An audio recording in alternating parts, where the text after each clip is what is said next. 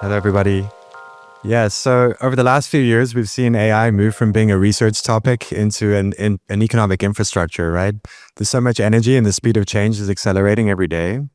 And so it raises some really important questions that we need to consider.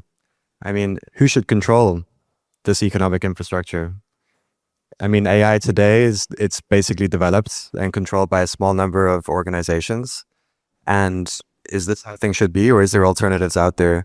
So that there is alternative visions that have evolved. There's more decentralized approaches to AI developments, and we'd like to explore these alternatives and understand what options do we have, and what are the trade-offs that we would need to make in order to have the best outcome for everybody.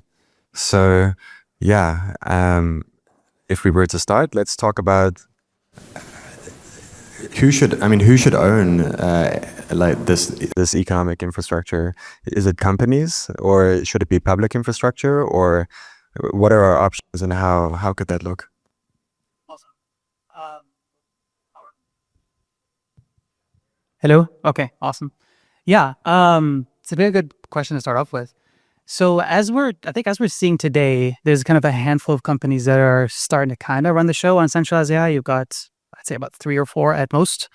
And it's gone to the point where we're sort of starting to question what happens when these companies create something that is a little bit more powerful than what we're seeing today. Things like, let's say, for argument's sake, artificial general intelligence, which is sort of the holy grail of AI. If you look at OpenAI, for example, their board consists of, 2 people before Sam Altman had his troubles. And now they have, I think 6. So 6 people get to really decide what we do with this effectively superpower that we've created. That doesn't really seem safe if we're talking about safety here. And so this is where it kind of goes into perhaps decentralizing AI. And when we say decentralizing, we don't mean necessarily creating a system where nobody controls anything. It's more that a system that is open, a system that is auditable, a system that is transparent. We can tell, for example, how the AI came to these decisions, perhaps what kind of data was used, how the incentive mechanism is actually measuring this data, and eventually really the control of the system being whoever is effectively participating into it. That control in this way becomes a little bit more spread out and becomes a little bit easier to coordinate, as opposed to having to effectively pierce the corporate veil, which is what the United States government is trying to do right now with Anthropic. Yeah, I think my lens from this comes a little less on kind of how do we decentralize across more organizations. I think there are some sort of technical challenges with how would you train across many different nodes, but maybe having sort of a shared public good as a training cluster could be really interesting. I think the things that I think about a lot, one is within organizations, and I think as you spoke to OpenAI's corporate structure and governance, one thing I would say about at least what I've observed in my time at Google is actually one of the most sort of decentralized organizations internally. Engineers have a lot of power, and individuals engineers have a lot of power, and so actually it is weirdly a lot less top down than a lot of organizations. So I think those trends within these organizations are also really good to continue to push.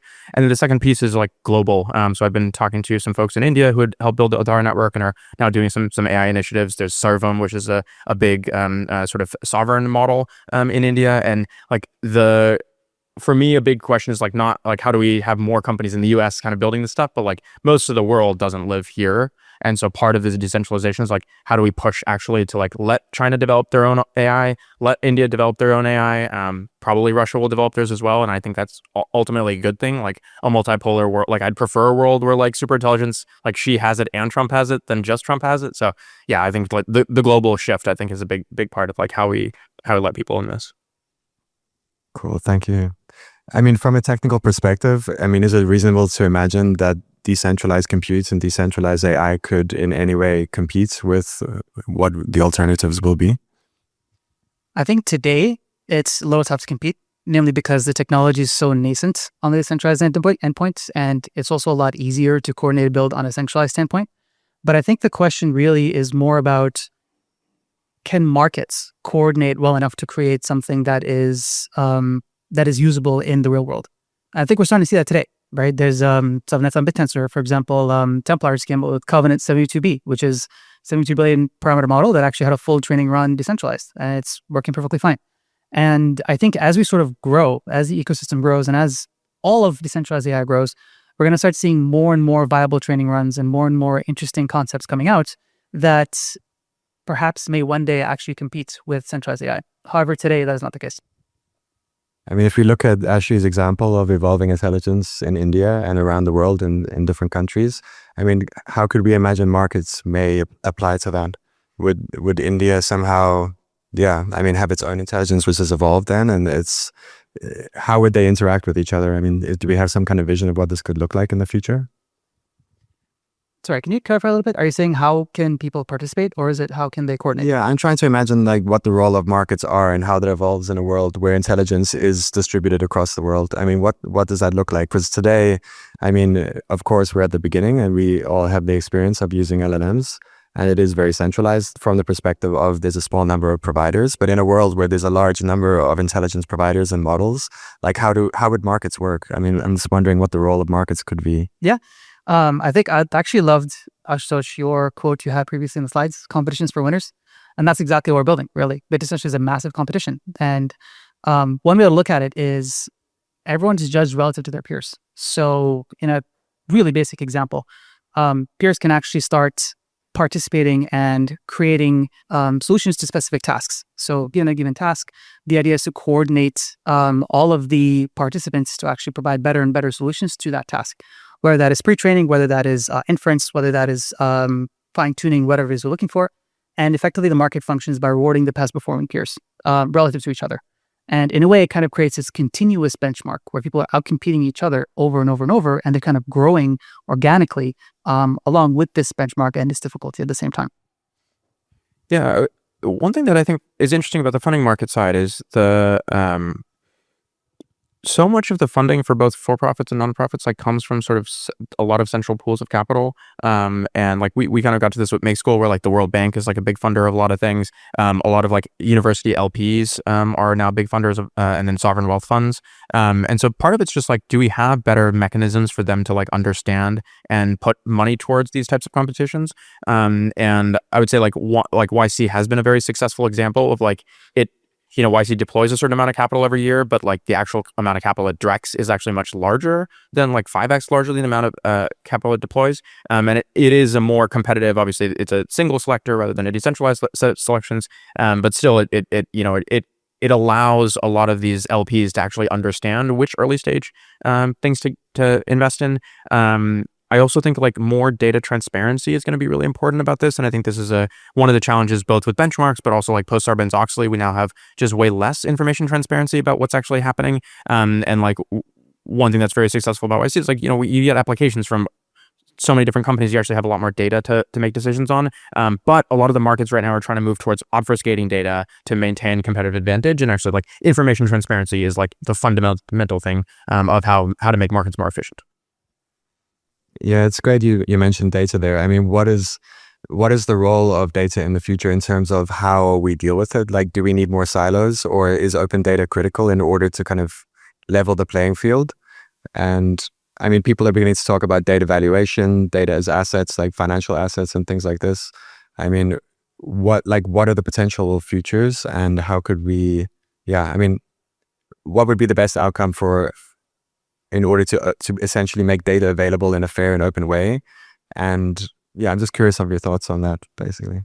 Yeah, I mean, I think we probably just need regulation that like, and this is like my perspective, not I have no idea what Google thinks about this stuff, but like it's our data. Like all this stuff is trained on the open internet. That's our data. That like companies shouldn't be taking that and selling it. We all have the right to the data. Like the equivalent of this, like a JSTOR back in the day, right? Like one of the early YC people, Aaron Schwartz, open source JSTOR, and MIT went after him super hard, committed suicide. And what he was doing, he was taking publicly funded research and making it available to the American public.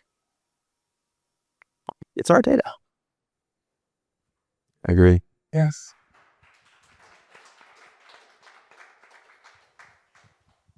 And just to add one more point here, it's not just our data, it's also our future here, right? Because at the end of the day, all these companies are all trying to sell the data as much as possible because ultimately it benefits the bottom line, right? It doesn't really benefit the world, or if it does, it's a nice side product for them, but it's not really something that's that interesting in a way. And I think that at the same time, let's say 10, 20, 30 years in the future, the kind of data that's open is going to be a lot more relevant than, for example, let's say, for example, proprietary data. So for some things like medical data, if PII is removed, there's no reason for it to be not available to the public, as an example. Yeah, I mean, what have you guys had? Yeah, so we've seen some evolution on sort of data collectives that collectively represent the interest of data holders. For example, in Switzerland, there is an organization, of course, it starts in Switzerland, where people can make their medical data available and be compensated as that is used for training and usage. I mean, how critical is data sovereignty going into the future? Is it actually feasible? I mean, in a sense that, you need a data collective to represent our collective interest for data, because as individuals, we have such small amounts of data, but collectively it is significant. I mean, how important is this? And is this something that can really actually compete against, people who've done the internet, for example, and have these existing models? I think it's, to quote you again, it's our data, right? I should be able to do it if I want to, or should be able to sell it off if I want to, right? There shouldn't be a question of should my data be sovereign or not. It's mine, and that's all there is to it. To answer your question with regard to, for example, people making it available for training, giving some competition or whatever, if it is available and they're able to contribute it, there's no reason why not. And I think with protocols like, for example, decentralized AI, the bottommost layer here is that you can contribute your own data, right? There shouldn't be an owner of that data set. The protocol shouldn't say, okay, this is, you've contributed this data, and so per some crazy EULA licensing agreements, then that data, we have licensing over using it for whatever other reason. If you want to contribute it, you should be able to do it, and that should be kind of the end goal here. And the more protocols adopt this, the better we're going to be in the future. Cool. Yeah, I mean, we already see AI taking the jobs of human beings. For years, people used to work and get paid for it. And now this money is instead going into the hands of a handful of companies. Where is this going? And what are the implications, not only for us as a society, but also for our security? I mean, if we have continual centralization of wealth, there's going to be increased instability. And yeah, is this a one-way ticket, or do we have options? Can we go on different train tracks here, in your opinion? Yeah, I think one is, I don't necessarily think the problem is worse today than it was before or is in other countries, right? In India, you have the same problem where like 10% of people own everything. We had a king of England that owned half the world at one point. We still have a king of England. I don't know why. So I think this is a historical problem. I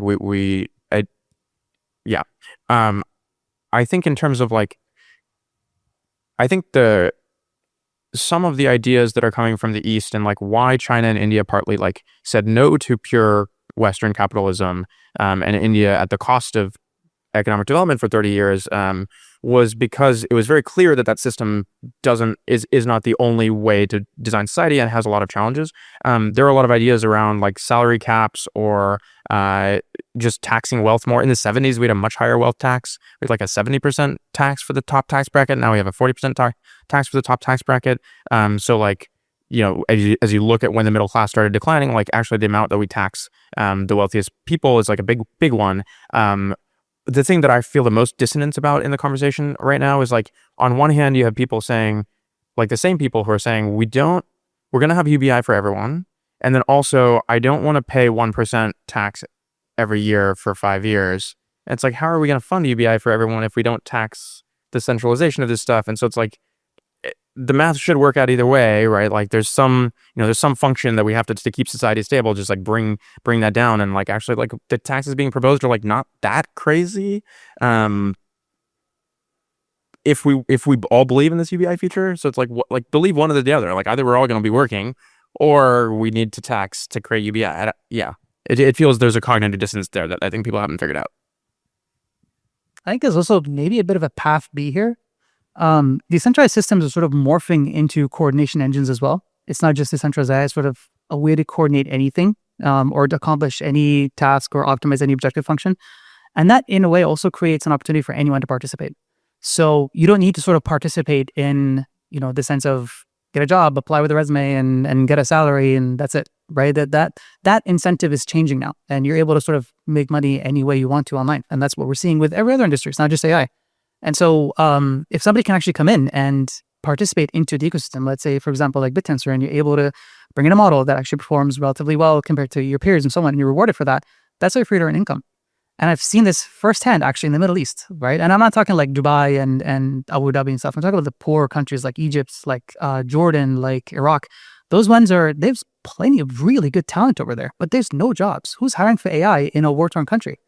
But these guys also are getting the chance to properly participate in these ecosystems and properly get incentivized. And there's plenty of ways for them to convert that incentive into a living wage. And I think that's the opportunity that we have here that we actually offer as well. Great. I mean, yeah. So at Funding the Commons, we care a lot about public funding. We believe that public funding is going through massive transformation right now. We also look at government and we wonder what's going to happen in the future. And also, what is the role of AI in this? In this building, there's been a number of funding experiments this week, including some cloning of floor leads in order to make digital versions of them, which can have conversations with each other over extended periods of time in a world of finite time. And I just wonder if you guys have any kind of thoughts on, the future of community, the future of politics, and the future of public funding, and the influence that AI will have on that going into the future.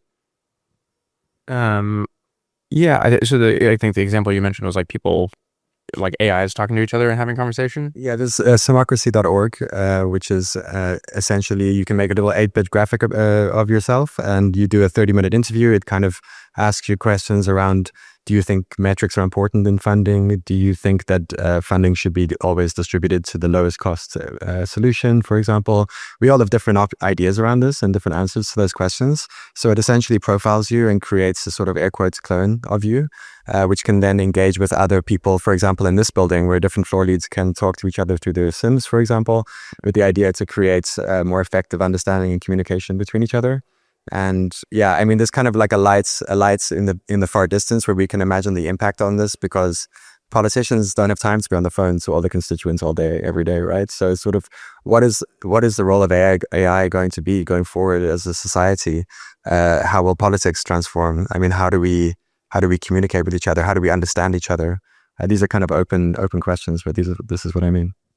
Yeah, I would say some of the stuff of trying to like replicate ourselves for me is like, feels like it seems like the easiest thing to do with AI, which is like, let's just like replicate the thing that we know best, right? Like humanoids are another great example here. I would much prefer to have human conversations around this stuff than talk to your AI and then like have fight it out there. Like I'd rather date a human than date an AI. Maybe that changes in 100 years. I don't know. I can't predict that far out, but like, I think we are moving towards trying to design things that are the easiest thing to design, and actually like not creating nearly as much value as the things that we could just design. I think, all these questions, like there's tons of research that's been done in the last 200 years.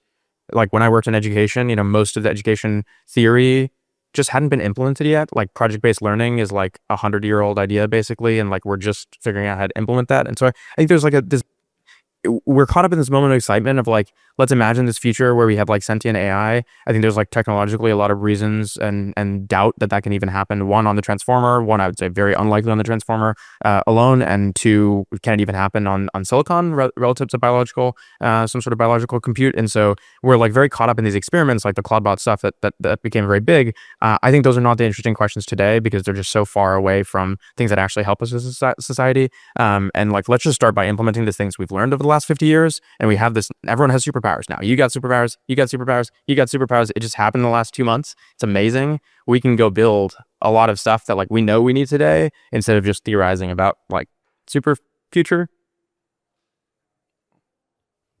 I think you'd also look at it as a supply and demand problem in a way. I think over time, I'm already seeing this, right? How many people here have heard the term AI slop? Raise your hand. There you go. Well, all of us have, right? It's going to create a shortage of human supply and like a large amount of AI supply. And I think people over time are not going to want that anymore. They're going to be craving authenticity. They're going to be craving people. They're going to be craving talking to a person face to face. And of course, the people who supply that are going to be the ones who are winning at the end. So I think it's kind of like with any technology. Everyone's excited. We're all building everything we can. We're all trying to replace everything we can. But eventually, it's going to be clear, once the dust settles, what is something people want and what is something people don't want. And that's kind of what the kind of markets are going to really capitalize for. Yeah.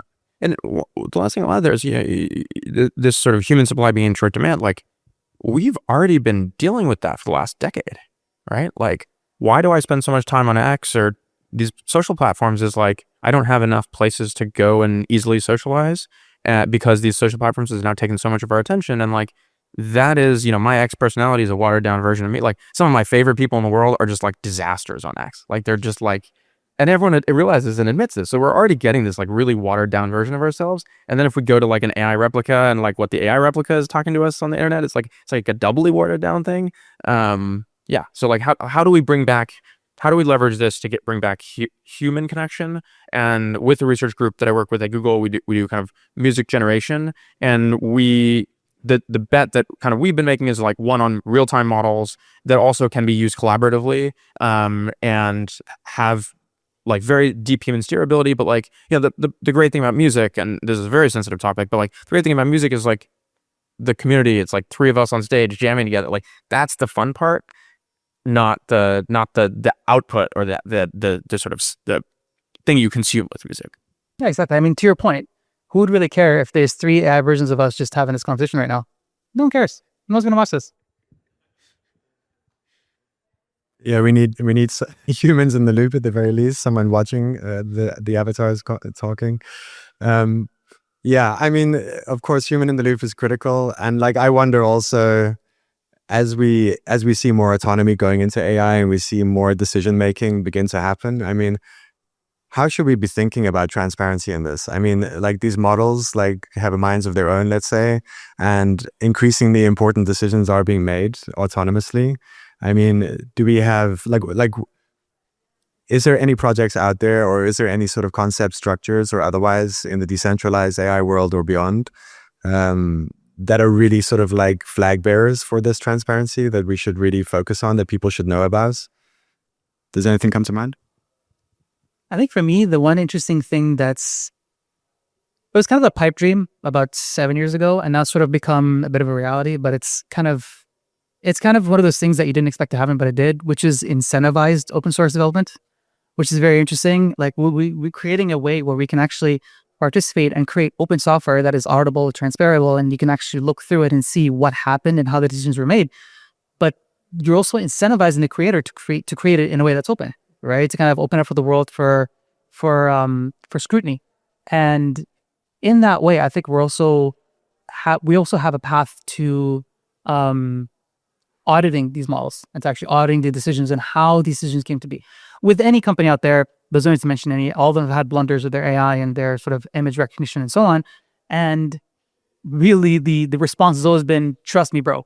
That's it. There's been no real actual accountability. There's no been actual way for them to tell us how they fix it or anything. They just either took it off the internet or they found a way to fix it and they just patched and it's done. But with the system that you can actually see and audit and check, it becomes very clear how it happened and why it happened, right? And I think that like one of the easy things that have happened recently, there was a study, basically the data sets that all these companies have been working with, and they found them all have been skewed, right? And they've been skewed for different reasons, whether it's racial reasons or whatever else. But the reason for the skewness is not evil or greed, it's just human nature. That's just how we are, right? But by accounting each other and kind of making sure everyone's held accountable through open collaboration and through sort of the scientific method, this is kind of the way how we can achieve that, I think. Just echo the like support for like open source software run by small teams. Like there's Nadia Egbal, who worked at GitHub for a while, wrote a great book about open source and how that has evolved over time. Basically got co-opted into like either individual developers who are basically like Linux, who's like holding up the world on his shoulders, or like company funded, big company funded projects. And like we've lost this like middle class of open source projects with like 3 hackers or 5 hackers living in some weird commune in San Francisco building an open source project. So like, yeah, more of that and funding for that I think would be amazing. Yeah, I mean, in funding the commons, we care deeply about public goods, digital public goods in particular, open source in particular. Funding open source is a circle that we're always trying to square. And you did mention incentives, and I do think, token economics itself is something which can potentially play a stronger role in this. And that's one of the great things about Bittensor, in my opinion. I wonder, will we see more projects that are focusing on using incentives as a way to align and open up AI development and open up, creating these incentives in order to bring people in the right direction. Why do we not see more of this, do you think? I think it's a simple reason. It's just very nascent. We're just not realizing we can actually do it the right way. That's all. And over time, I hope to see more and more and more of this grow, and we're gonna, right? Because again, competition is a good thing. We want that. Also, just cost of living, I think, is a big reason why like a lot of developers don't do like team of 3 people doing open source software anymore. Like, yeah, it's like hard to work 20 hours a week on your main job and still live in San Francisco. And yeah, I agree. I mean, for me, it's fascinating to see how fast you can write code these days as a longtime developer. And my intuition is that ultimately software is nearly free. And in that world, I mean, how can open source not win, right? It's somehow like, what is the value of this kind of, people used to talk about the intellectual property rights of their software and things like this. But I mean, these days, it seems like that value is nearly not there at all, or will not be soon.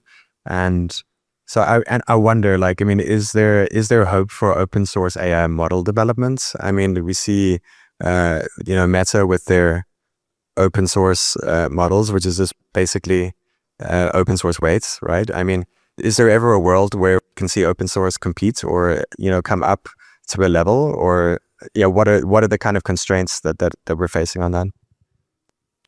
yeah, I think like the data center stuff is like the biggest, like, because software is free, but like it runs on like I randomly built a data center for my first project at Google, and like one of the motherboards caught on fire because that's what happens when this stuff happens. Like the early internet was like just servers on fire constantly.